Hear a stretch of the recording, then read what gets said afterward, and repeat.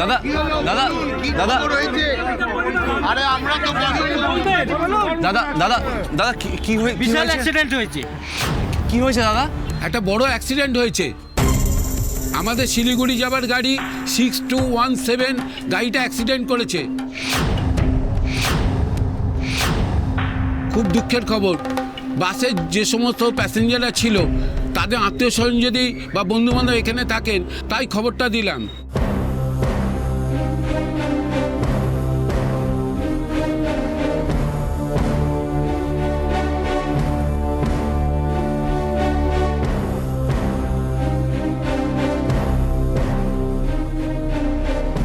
আকাশ, আকাশ কি হয়েছে, কি আমায় বলবি তো?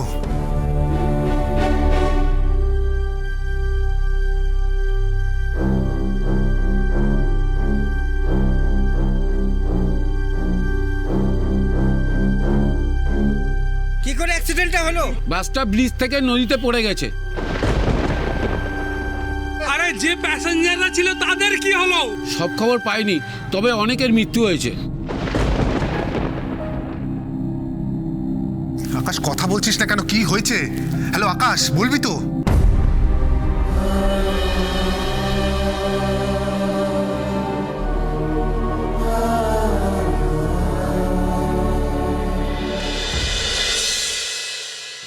রাধা মাধব,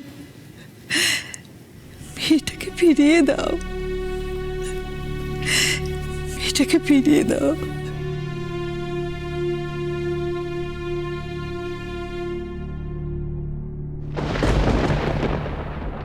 ছেলে, তুই এই কি করলি? তুই এই কি সর্বনাশ করলি? তুই পুজোর প্রদীপ নিভিয়ে দিলি।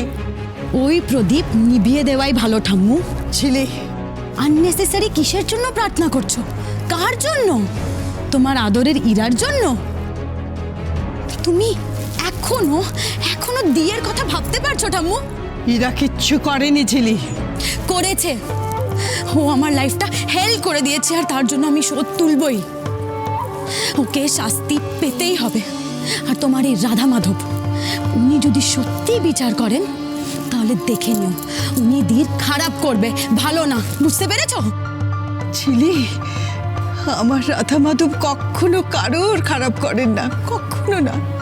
আর ইরা তো কখনোই করবেন না।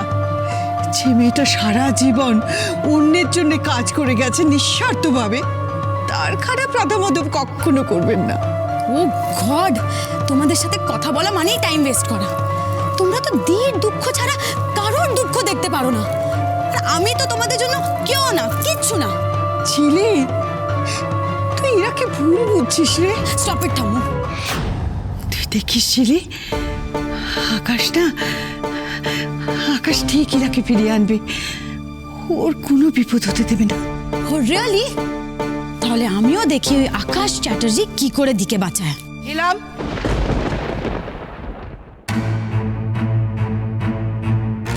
কোথায় যাচ্ছ তুমি? Police station. Police station? Yes, আপনার ছেলে আর আমার দির নামে কমপ্লেন লজ করতে আমি আর দাদাভাই যাচ্ছি। তুমি আর একটা পা এই ঘরের বাইরে রাখবে না ঝিলাম। রিয়েলি? সরে যান আপনি এখান থেকে। ঝিলাম, একটা কথা পরিষ্কার শুনে রাখো। তুমি যদি আজকে ঘরের কথা পুলিশ স্টেশন অবধি নিয়ে যাও, তাহলে আজই আমরা তোমার সঙ্গে সব সম্পর্ক শেষ করে দেব।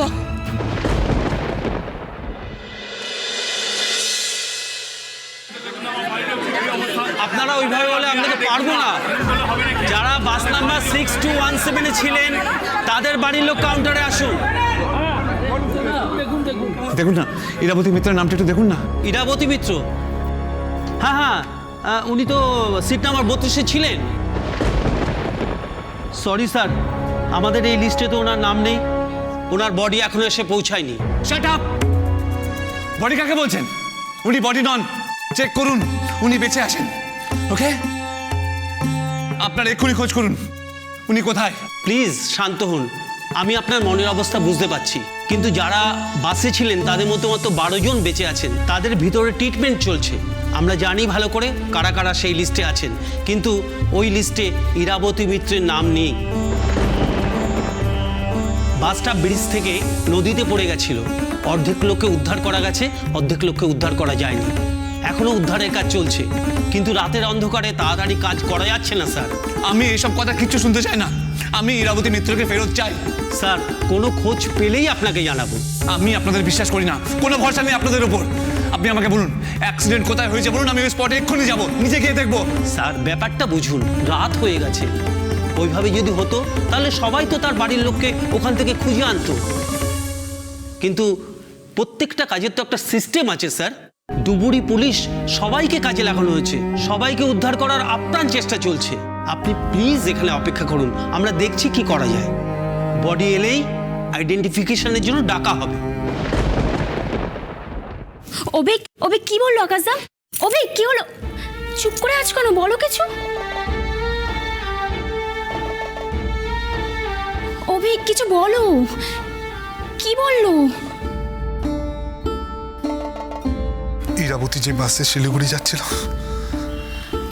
সেই বাসটার অ্যাক্সিডেন্ট হয়ে গেছে মেঘনা। কি কি বলছো অভিক? যে 12 জন প্যাসেঞ্জার বেঁচে আছে তার মধ্যে ইরাবতী নেই। না অভিক, এটা হতে পারে না, এটা ভুল খবর, এটা বাজে খবর। সেটা হলে তো ভালোই হতো, কিন্তু আকাশ তো অন্য কথা বলল। অসম্ভব, অসম্ভব অভিক, এটা হতে পারে না, এটা হতে পারে না।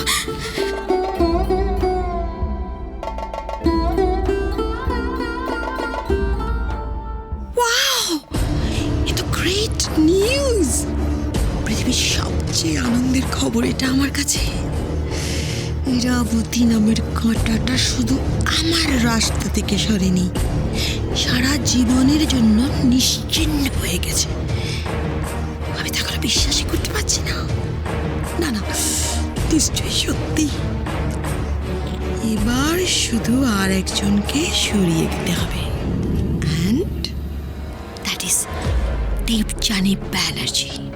ব্যাস, তাহলেই লাইফ সেটেলড।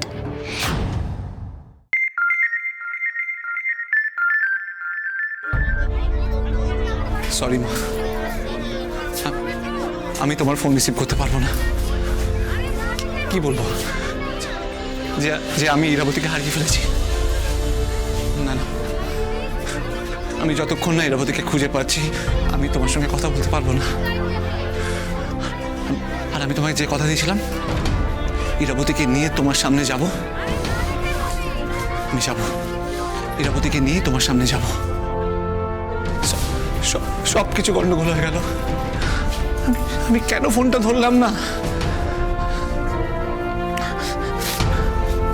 আর আপনি আমার উপর কোনো ভরসা নেই না, কোনো বিশ্বাস নেই, তাই তো? আমি তো বলেছিলাম আমি আসবো, তাহলে আপনি কেন চলে গেলেন? আমরা যে দুজনকে কথা দিয়েছিলাম তার কি হবে? কি হলো বলুন? চুপ করে আছেন কেন বলুন? আপনি তো ঠিক করে বন্ধুত্ব রাখতে পারেন না। চুপ কথা